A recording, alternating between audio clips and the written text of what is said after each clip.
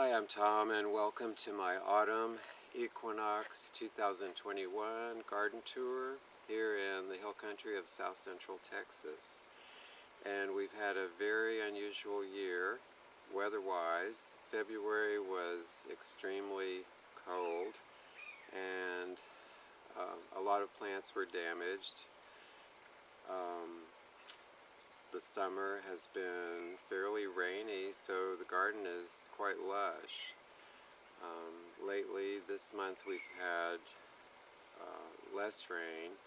Today the humidity is very low, so some things are maybe a little wilted, but I'll show you around a bit and see you on the other side.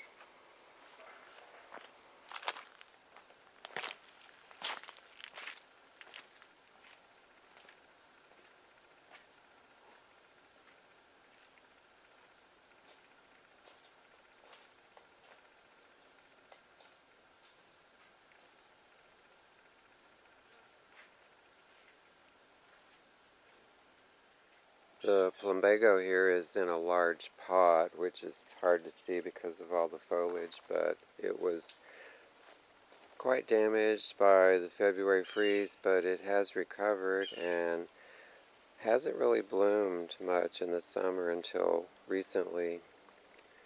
So it's looking pretty well right now. The Tung Oil Tree was killed to the ground. I had another one which was killed entirely, but this one has sprouted back. It's about 4 feet tall, so I should get at least that much growth next year.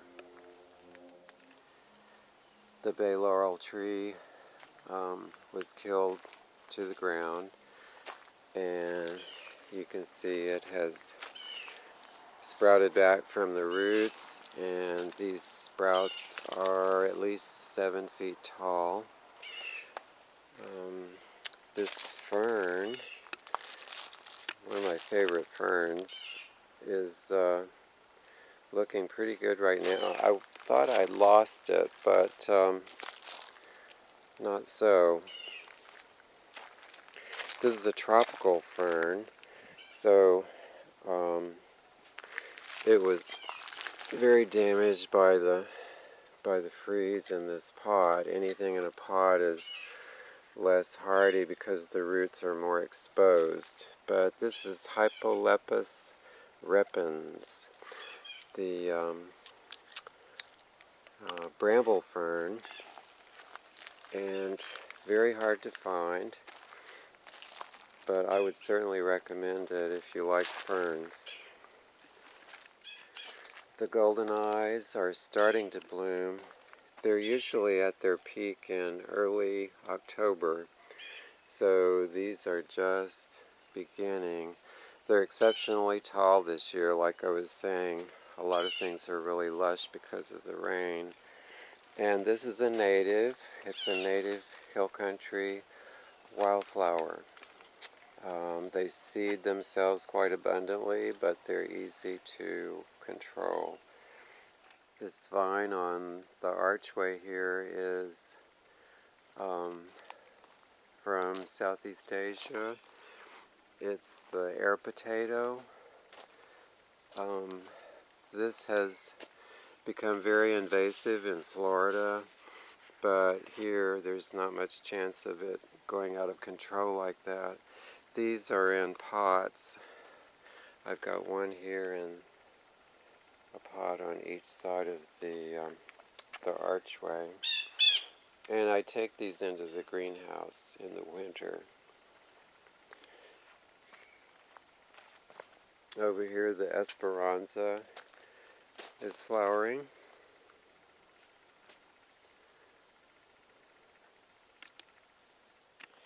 These are a couple of interesting plants.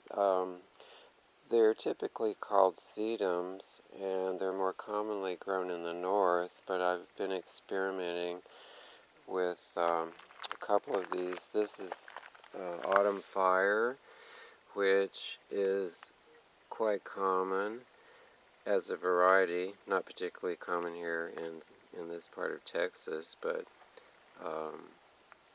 it's called a sedum, like I'm saying, but it's been reclassified as, let me see if I can pronounce this, Hylotelephium instead of sedum. And this one is called Class Act. It's a fairly new hybrid, but it has done really well, and they should be blooming this time of year. This one isn't, but this one certainly is. So I've been really pleased with this. You could just find this online as sedum Class Act, but like I say, it's been reclassified as a Hylotelephium. Here's an Anorendo Donax. This is a variety called Peppermint Stick, and the typical green variety of this plant can be very invasive, but I have it in this stock tank, which keeps it under control.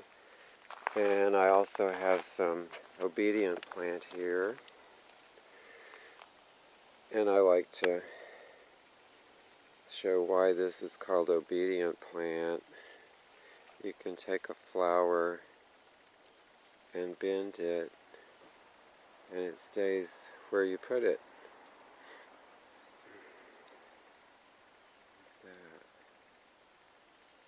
Cool, huh?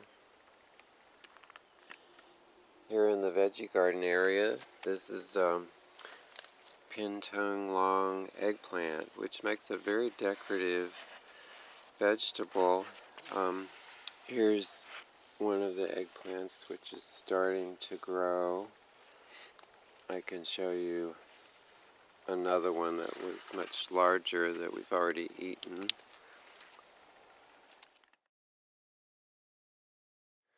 I could show you my composter. I've had this a few years now. It's from one of the Nordic countries. I can't remember which, maybe Norway. But it's insulated with foam, so it can be used in hot or cold climates and will still create compost. I haven't quite perfected the method in this thing. I think I need more straw and leaves, that sort of thing. I do put kitchen scraps in here, but it rotates like so.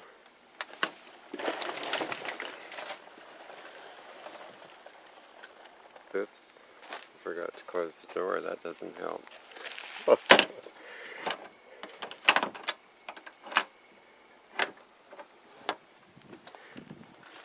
Anyway, I'm still learning with this thing, but as far as compost tumblers go, I think it's probably one of the best. The frost weeds are starting to flower, and these are important for butterflies like the monarch butterflies in the fall that come through. And this is a very easy care native that you'll see often growing under live oak trees, or just in shady areas in the woods. And it's really quite nice, particularly in wooded areas or at the edge of more natural locations like this.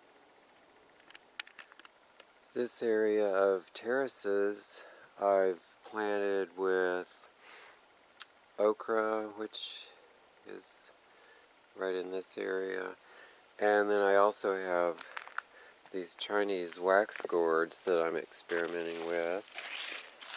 I haven't actually tried eating these yet, but here's one in there, and then here's an even bigger one right there. They're a little bit stickery on the skin, but yeah, it's also called a wax melon, and they're supposed to be edible at various stages. So I'll let you know how that turns out. These are Seminal Pumpkins, a variety of squash that's native to Florida, and I haven't tried those yet either. I would imagine they're very similar to a butternut squash.